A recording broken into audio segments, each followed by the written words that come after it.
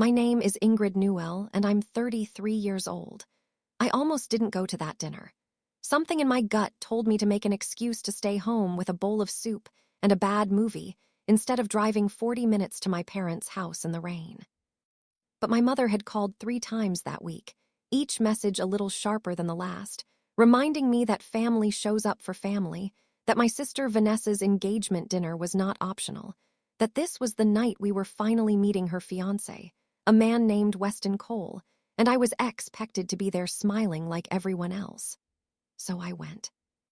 I wore the green dress I liked, the one that made me feel like a person instead of a punchline, and I brought a bottle of wine because that's what you do when you don't know what else to bring to a table where you've never quite belonged. The house smelled like garlic and roasted chicken when I walked in, and for a second, just a second, it felt like something good was going to happen. My father hugged me at the door, the way he always does, quick and a little stiff, like affection is a chore he's still learning. My mother was in the kitchen barking instructions at nobody in particular, and Vanessa was already glowing in the living room. Her hand looped through the arm of a tall man with dark hair and an easy laugh. Weston Cole was, from the first handshake, exactly what I expected. Polished, confident, the kind of man who asks questions because he was raised to believe questions are a form of charm.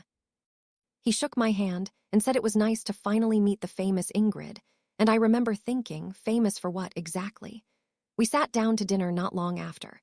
The 6 of us crowded around the same table I'd eaten 1,000 meals at, and for a while it was fine. Small talk, wedding venues, Weston's job at some logistics firm downtown, Vanessa's new apartment, my mother's potato gratin, which she mentioned no less than 4 times. Then Weston turned to me, polite as ever, and asked what I did for work. It was such a simple question, the kind you ask a stranger to be kind. But before I could open my mouth, my mother cut in, fast and sharp, the way she does when she's trying to get ahead of something embarrassing. "Don't embarrass us," she said, not even looking at me, already reaching for the wine. The table went quiet in that particular way rooms go quiet when everyone already knows the joke except the person it's about. My father chuckled into his napkin. Weston's easy smile faltered for half a second, unsure if this was a bit or something real. And Vanessa, my sister, the bride-to-be glowing under the dining room lights, leaned toward Weston with a little laugh and said, loud enough for the whole table to hear, "Maybe lie this time so you don't sound so pathetic." Everyone laughed. Actually laughed. My mother the loudest. I didn't say anything for a moment. I just sat there with my fork in my hand, feeling that old familiar heat crawl up my neck, the one I felt at every birthday, every holiday, every family gathering since I was maybe 19 years old, and made the mistake of leaving a corporate job to build something of my own. In this family, ambition that doesn't come with a business card and a company logo isn't ambition at all. It's a disappointment they've been nursing for over a decade. What none of them knew, what none of them had bothered to ask in all these years, was that I hadn't been unemployed in a long time. Not since I quietly built a consulting firm from a laptop in my apartment, one that now worked with 3 companies whose names would have made my mother's jaw drop if she'd ever cared enough to look them up. Not since I signed a contract 2 years ago with a logistics company downtown, the same industry Weston had just described, the same city doing work that occasionally put me in rooms with people who mattered. I looked at Weston. I looked at my sister's smug little smile. And I just smiled back, calm and easy, the same way I imagine my mother smiles when she's about to lie to a room full of people who trust her. "No," I said quietly. "I think I'll tell the truth this time." I picked up my glass, took a slow sip, and let the silence stretch just long enough for it to feel uncomfortable. Weston was still watching me, curious now instead of polite. My mother's smile had gone brittle at the edges. "Actually," I said, setting my glass down, "I think you and I have already met Weston, just not like this." His face changed first, then Vanessa's, then one by one around that table, the laughter died completely. Weston's easy smile was gone entirely now, replaced by something more careful, more searching, like he was trying to place a face he'd only seen before in a different context. "Met before," he said slowly. "I don't think so. I would have remembered. You would have," I said, "if you looked up from your phone during the Harrington account meeting 3 months ago.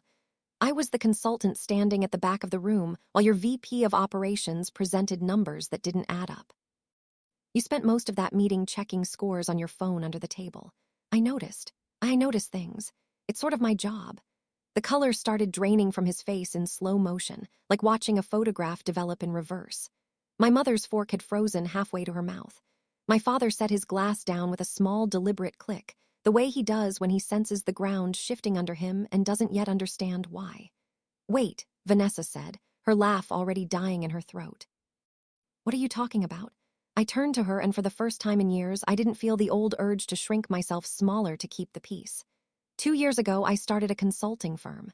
Small at first. Just me, a laptop, and a lot of late nights nobody in this house ever asked about.